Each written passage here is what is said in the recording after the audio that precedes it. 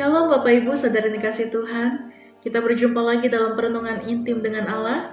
Pada hari ini hari Sabtu tanggal 20 Juni 2026, kita akan mendengarkan dan merenungkan sebagian daripada firman Tuhan yang bertemakan kembali kepada Allah. Pada perenungan hari ini yang berfokus dalam Hosea pasal 14 ayat 1 sampai 9. Tetapi sebelum kita membaca dan merenungkan firman pada hari ini, mari sama-sama kita berdoa terlebih dahulu. Bapa yang baik, terima kasih Tuhan. Pada hari ini kami mau merenungkan sebagian daripada firman-Mu ya Bapa. Biarlah firman ini merema bagi kami ya Bapa, bagaimana kami hidup seturut dengan kehendak-Mu. Terima kasih ya Bapa, kami mau membuka hati dan pikiran kami untuk menerima firman dan lawatan-Mu. Terima kasih Tuhan Yesus, dalam nama Tuhan Yesus, haleluya, amin. Pada perenungan hari ini, pembacaan Alkitab 1 tahun kita terdapat di dalam Yeremia pasal 32-33, lalu dilanjut kepada Injil Matius pasal 26 ayat 26 sampai 46. Saya harap Bapak, Ibu, Saudara-saudari dapat membacanya terlebih dahulu. Ayat emasnya yang terambil dalam Zakaria 1 ayat 3, saya akan membacakannya demikian firman Tuhan. Sebab itu katakanlah kepada mereka, beginilah firman Tuhan semesta alam. Kembalilah kepadaku, demikianlah firman Tuhan semesta alam, maka aku pun akan kembali kepadamu, firman Tuhan semesta alam. Pernikahan seringkali digambarkan sebagai pelabuhan cinta yang tenang. Namun realitasnya, pernikahan lebih mirip dengan sebuah bahtera di tengah samudra yang luas. Ada kalanya angin bertiup tenang, namun tak jarang badai perselisihan menghantam begitu hebat, hingga kita merasa kapal ini akan karam. Mengapa demikian? Karena pernikahan adalah penyatuan dua pribadi yang memiliki latar belakang berbeda, ego yang berbeda, dan yang paling krusial, dua orang yang berdosa dipersatukan dalam satu perjanjian suci. Pengkhotbah terkenal yang bernama Billy Graham pernah berkata, pernikahan yang sukses bukan berarti tidak pernah ada masalah, melainkan ketika dua orang yang berdosa belajar untuk berlutut bersama di bawah kaki salib Kristus. Kita berjuang untuk mewujudkan pernikahan ideal yang kita lihat di media sosial atau buku-buku romantis. Namun kita sering lupa bahwa tanpa jangkar yang kuat pada Sang Pencipta, bahtera itu akan hanyut. Di tengah badai itu, kalimat "Aku mencintaimu" memang manis, tetapi kalimat "Aku minta maaf dan ampuni aku" adalah obat yang menyembuhkan luka. Keharmonisan keluarga tidak dimulai dari kesempurnaan pasangan kita, melainkan dari pemulihan hubungan kita secara pribadi dengan Allah. Jika hubungan vertikal kita dengan Tuhan retak, maka hubungan horizontal dengan pasangan pun akan bergejolak. Hari ini Tuhan memanggil kita bukan untuk sekedar memperbaiki komunikasi, tetapi untuk kembali kepadanya.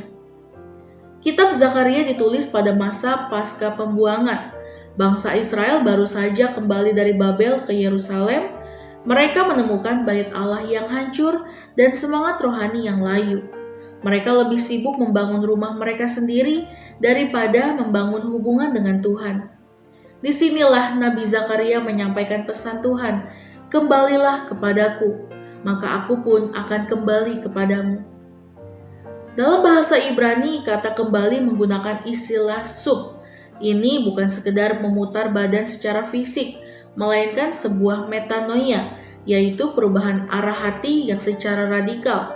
Seperti pengakuan dosa, yaitu menyadari bahwa kita telah berjalan menjauh dari kehendaknya dan memperlakukan pasangan atau keluarga. Pemulihan perjanjian yaitu menempatkan Tuhan kembali sebagai pusat atau pusat gravitasi dalam rumah tangga. Tindakan aktif yang harus dilakukan, kita menyadari ini bukan sekedar perasaan menyesal, tetapi langkah nyata untuk meninggalkan kebiasaan buruk atau egoisme, amarah, dan ketidaksetiaan, dan mendekat pada kekudusan Allah. Bagaimana kita menerapkan seruan Zakaria 1 ayat 3 dalam konteks keluarga modern saat ini? Yang pertama, merobohkan berhala, kesibukan, dan gadget. Kembali kepada Allah berarti menyediakan waktu yang berkualitas untuknya. Di zaman ini, seringkali gadget menjadi Tuhan yang mencuri waktu kita untuk Tuhan dan pasangan. Kita harus puasa digital demi doa bersama. Seperti Yakobus 4 ayat 8 berkata, "Mendekatlah kepada Allah dan Ia akan mendekat kepadamu." Lalu yang kedua, membangun mesbah doa yang jujur. Jangan hanya berdoa secara ritual. Kembalilah kepada Allah dengan kejujuran. Akui di hadapan Tuhan bahwa kita sedang lelah dengan pasangan atau sedang berbeban berat. Kejujuran di hadapan Tuhan akan melunakkan hati yang keras. Seperti tertulis dalam Mazmur 51 ayat 19. Korban sembelihan kepada Allah ialah jiwa yang hancur. Hati yang patah dan remuk tidak akan kau pandang hina, ya Allah. Lalu yang ketiga, mempraktikkan budaya aku minta maaf atau kerendahan hati. Kembali kepada Allah mustahil tanpa kerendahan hati. Dalam keluarga, ini diwujudkan dengan kesedihan untuk mengakui kesalahan terlebih dahulu tanpa menunggu pasangan melakukan hal yang sama. Kerendahan hati adalah pintu gerbang pemulihan, seperti tertulis dalam Efesus 4 ayat 32 yang mengatakan, "Tetapi hendaklah kamu ramah seorang terhadap yang lain, penuh kasih mesra dan saling mengampuni, sebagaimana Allah di dalam Kristus telah mengampuni kamu." Lalu yang keempat, menjadikan firman sebagai standar resolusi konflik. Seringkali kita menggunakan perasaan atau logika dunia untuk menyelesaikan masalah keluarga. Kembali kepada Allah berarti kembali menjadikan Alkitab sebagai otoritas tertinggi dalam mengampuni keputusan rumah tangga. Ayat pendukungnya yaitu terdapat dalam Mazmur 119 ayat 105 yang mengatakan, "Firman-Mu itu pelita bagi kakiku dan terang bagi jalanku." Refleksi kita pada hari ini, ketidakharmonisan seringkali adalah tanda bahwa kita sedang haus rohani karena jauh dari sumber air hidup.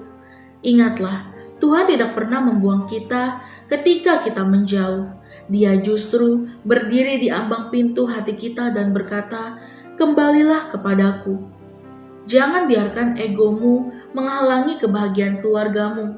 Mintalah maaf kepada Tuhan atas kegagalanmu menjadi imam atau penolong yang baik. Lalu, temuilah pasanganmu, pegang tangannya dan katakan, "Aku minta maaf. Mari kita mulai lagi bersama Tuhan."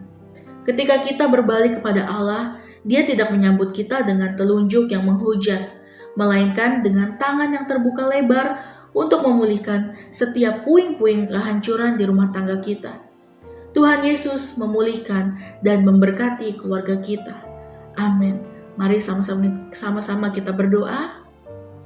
Bapa yang baik, terima kasih Tuhan Yesus untuk perenungan pada hari ini ya Bapa. Terima kasih Tuhan untuk firman-Mu, biarlah kami boleh dibukakan lagi bagaimana kami kembali kepadamu ya Bapa. Hanya Engkaulah yang berdaulat atas keluarga kami. Kami mau berubah ya Bapa untuk mengatakan kata maaf bagi siapapun dalam keluarga kami, bagi suami dan istri, bagi orang tua dan anak, bagi saudara-saudara dalam keluarga kami ya Bapa. Terima kasih Tuhan Yesus, lembutkanlah setiap hati kami ya Bapa, sebagaimana kami sebagai manusia yang hidup seturut dengan kehendak-Mu ya Bapa. Lembutkan setiap hati kami dalam segala percekcokan yang ada ya Bapa, biarlah kami dapat menyelesaikan semuanya jika kami mengalami selisih paham ya Bapa. Terima kasih Tuhan Yesus, Engkau memberkati keluarga kami, Engkau menyertai keluarga kami, Engkau memulihkan keluarga kami. Terima kasih ya Bapa, kiranya Engkau selalu menopang keluarga kami dimanapun kami berada. Terima kasih Tuhan Yesus untuk perenungan pada hari ini. Biarlah kehendak-Mu yang jadi bagi setiap kami, bagi keluarga kami. Terima kasih Tuhan Yesus, dalam nama Tuhan Yesus, haleluya, amin. Salam sejahtera bagi kita semua, shalom.